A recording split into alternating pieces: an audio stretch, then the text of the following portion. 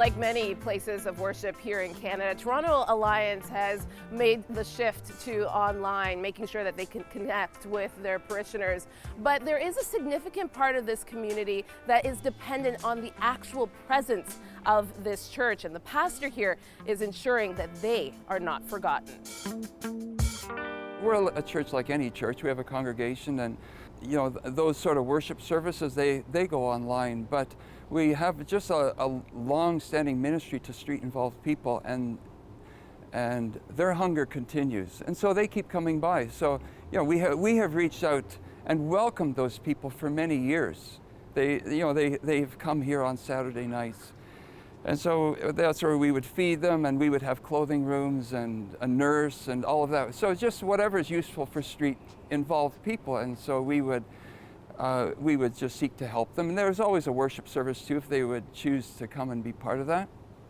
But when COVID comes, all that gets shut down because we can't welcome people inside anymore, just like anybody. All that is no more. But these people just continue to come and ring the doorbells, and our ministry just continues in that way of feeding people and clothing people and helping people from our food bank and whatever it is that they would need. And so, but we do it now from the front door. That's what we do.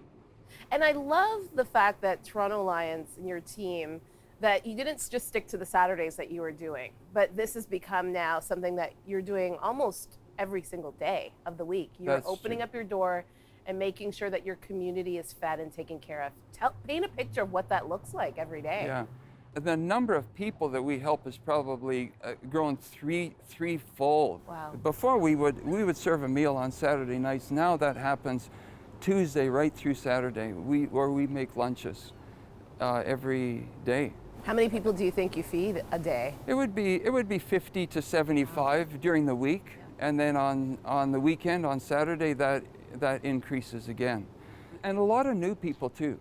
And it's not just interesting, it's not just street people anymore either, or even street-involved people, as we would say, but it's people where they have lost their income, or maybe their check just doesn't go far enough anymore.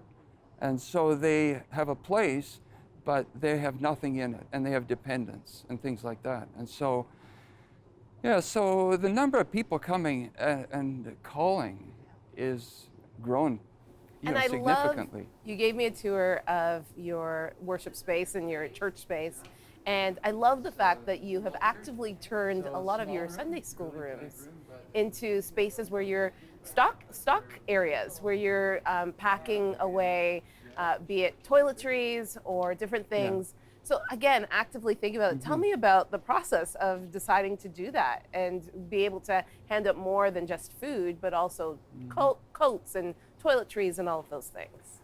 Those rooms have always had to do double duty, but it's like any church. It's also a Sunday school room where you gather children or you have small groups or something like that. But when we're not gathering any people, the truth is that all of that stock of clothing or toiletries or hygiene supplies, it literally takes over the room as people give to us. That's just how we have stuff, because churches or sometimes individuals will just give us. And sometimes we don't stay as much ahead of it, that's the truth of it.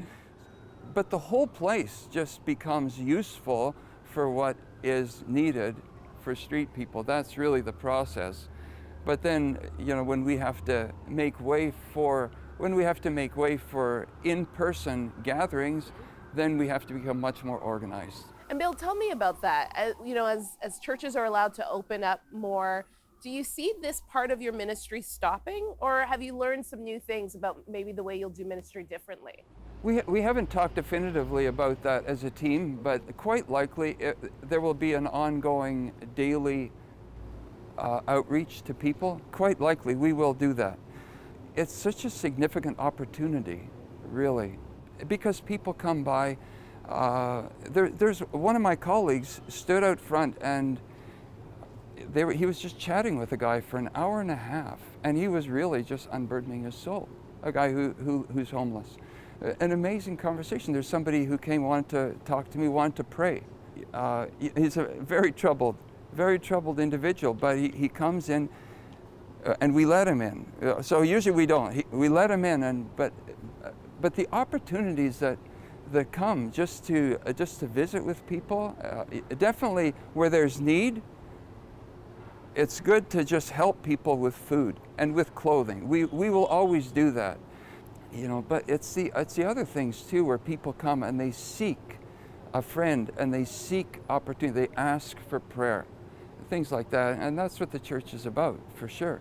To give people dignity, for sure, on the one hand, and help them just with survival, clothing and food, but to give people hope. Yeah, we want to give people hope and to point people to, you know, the master of our lives. It sounds to me, Bill, like even with the restrictions, it didn't stop you, it didn't stop your team, it didn't stop Toronto Alliance from being the church. The restrictions have changed things for us. They change how we do what we do. They've definitely changed it, but it hasn't stopped us. It hasn't stopped us. Created new opportunities, created new relationships. It's created, it's created new things for us. It has not, I mean, there's frustrating things for, truly, you know, for us, like any church. There's been frustrating and setbacks and difficulties and trying to roll with the punches, you know, just with all that the restrictions bring for any place of gathering. But truly, it's brought all together new opportunities.